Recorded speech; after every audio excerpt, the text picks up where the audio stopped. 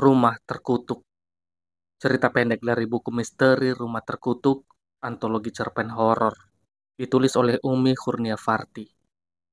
Tahun 1920-an, di pinggir kota terpencil, berdiri sebuah rumah besar yang dikenal dengan nama Rumah Terkutuk. Rumah itu terisolasi dari pemukiman dan selalu ditutupi kabut tebal, memberikan kesan misteri dan menakutkan bagi siapapun yang melewatinya.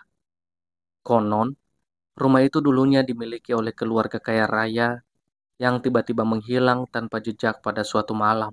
Rumor di kalangan penduduk setempat menyebutkan bahwa keluarga itu telah jadi korban kutukan mengerikan.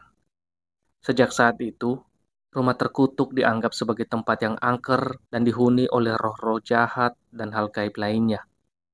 Generasi demi generasi, cerita tentang rumah terkutuk terus berkembang, menambahkan daya tarik misterius pada tempat itu. Hingga suatu hari, sekelompok teman petualang memutuskan untuk mengunjungi rumah itu dan mengungkap kebenaran di balik legenda tersebut. Kelompok petualang itu terdiri dari 5 orang. Mei, pemimpin kelompok yang pemberani. Anna, wanita berani yang senang dengan hal-hal supranatural. Tasya, seorang peneliti paranormal. Derry, pria yang skeptis namun penasaran. Dan Hasanah, yang terkenal dengan intuisinya yang tajam. Pada malam yang dingin dan berkabut, kelompok tersebut berangkat menuju rumah terkutuk. Mereka menggunakan peralatan paranormal untuk mencatat dan merekam segala aktivitas yang mereka temui. Semua merasa campur aduk, campuran antara ketakutan dan kegembiraan menyelimuti mereka.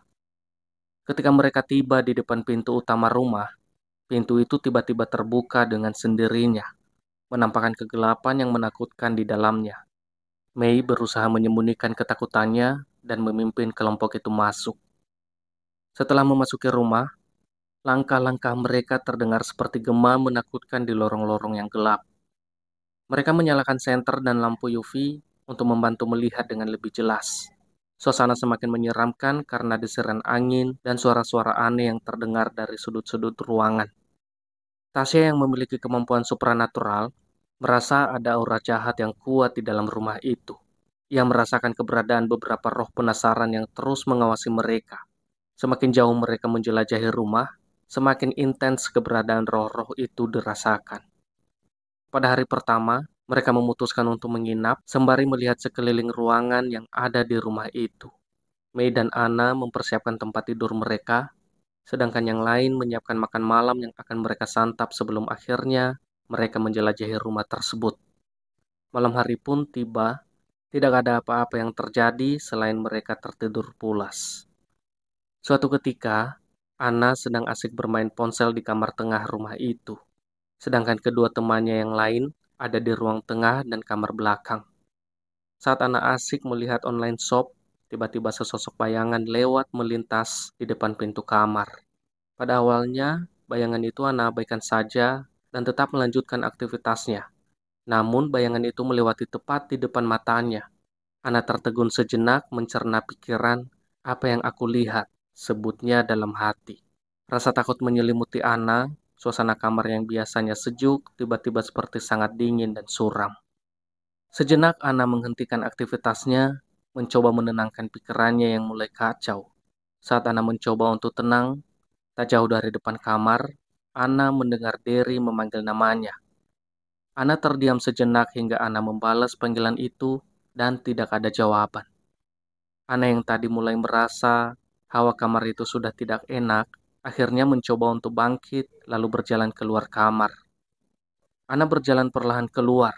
Saat Anna melangkahkan kakinya, Anna dikejutkan dengan suara teriak dari kamar belakang. Ah! Anna yang terkejut langsung panik ke kamar belakang karena suara teriakan itu mirip sekali dengan suara Derry temannya. Sesampainya di depan pintu kamar belakang, Anna melihat sosok Derry yang membelakanginya dengan kepala yang berdarah bercucuran ke bawah membasahi lantai kamar itu. Derry menatap pojok kamar dengan tatapan kosong. Anna yang melihat itu sontak terkejut dan takut terjadi apa-apa pada Derry.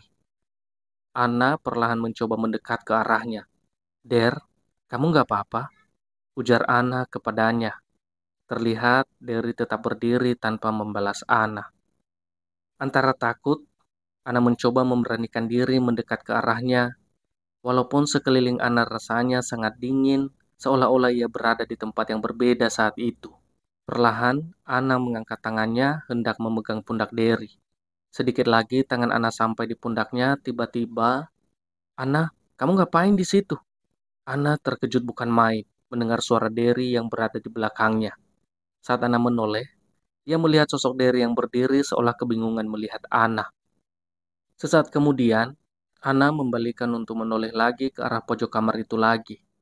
Ternyata, sosok yang ia lihat tadi hilang lenyap begitu saja dalam hitungan detik. Rasa takut akhirnya menyelimutinya dari ujung kepala sampai ujung kaki. Kemudian, teman yang lain datang menenangkan Ana yang terlihat shock. Kejadian itu tidak diceritakan Ana pada siapapun sampai pada hari berikutnya. Pada hari berikutnya, mereka memutuskan untuk melakukan sesi spiritisme di salah satu ruangan yang dikenal sebagai ruang hitam. Ruangan itu konon menjadi tempat aktivitas paranormal paling intens di rumah terkutuk itu. Di tengah sesi, suasana semakin menegangkan ketika lampu senter tiba-tiba mati. Hanya cahaya lilin yang redup yang menerangi ruangan. Tiba-tiba, mereka mendengar suara langkah kaki yang datang mendekat dari balik pintu.